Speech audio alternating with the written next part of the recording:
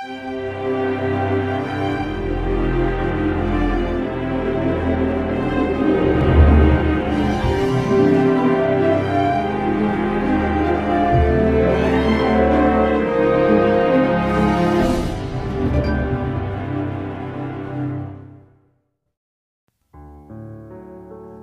Raja-Raja 17. Elia di tepi sungai Kerit. Lalu berkatalah Elia, orang Tisbe, dari Tisbe Gilead, kepada Ahab, "Demi Tuhan yang hidup, Allah Israel yang kulayani, sesungguhnya tidak akan ada embun atau hujan pada tahun-tahun ini, kecuali kalau kukatakan." Kemudian datanglah firman Tuhan kepadanya, "Pergilah dari sini, berjalanlah ke timur dan bersembunyilah di tepi sungai Kerit, di sebelah timur sungai Yordan. Engkau dapat minum dari sungai itu, dan burung-burung gagak telah kuperintahkan untuk memberi makan engkau di sana." Lalu ia pergi dan ia melakukan seperti firman Tuhan. Ia pergi dan diam di tepi sungai Kerit, di sebelah timur sungai Yordan. Pada waktu pagi dan petang, burung-burung gagak membawa roti dan daging kepadanya, dan ia minum dari sungai itu. Elia dan janda di Sarfat.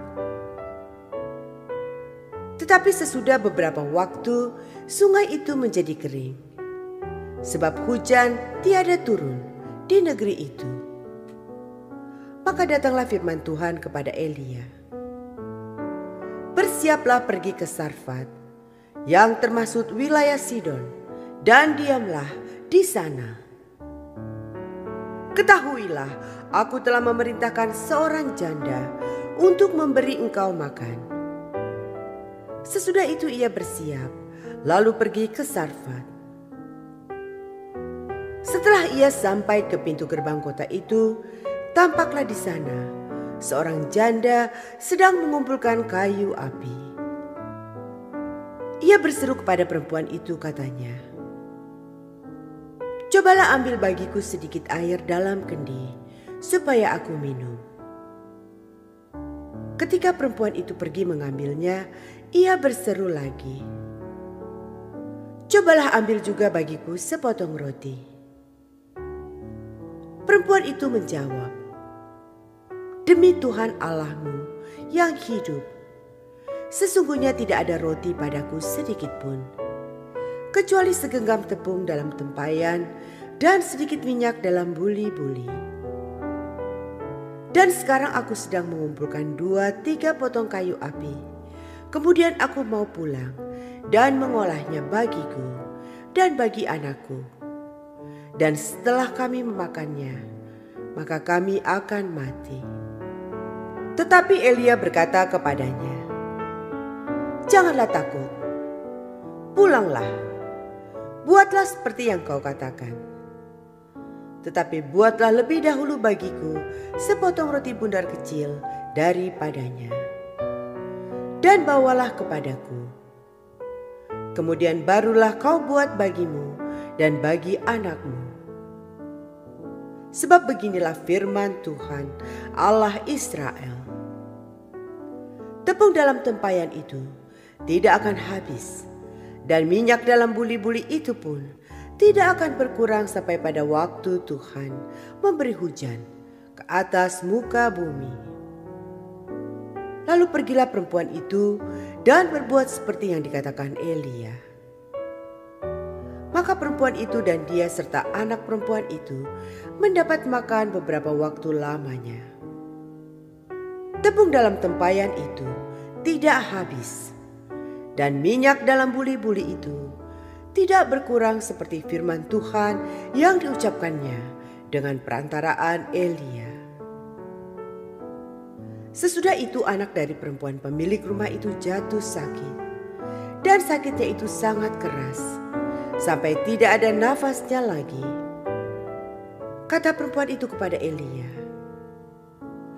"Apakah maksudmu datang kemari, ya abdi Allah? Singgahkah engkau kepadaku untuk mengingatkan kesalahanku dan untuk menyebabkan anakku mati?" Kata Elia kepadanya, "Berikanlah anakmu itu kepadaku." Elia mengambilnya dari pangkuan perempuan itu dan membawanya naik ke kamarnya di atas dan membaringkan anak itu di tempat tidurnya. Sesudah itu ia berseru kepada Tuhan, katanya, "Ya Tuhan, Allahku, apakah engkau menimpakan kemalangan ini atas janda ini juga yang menerima aku sebagai penumpang dengan membunuh anaknya?"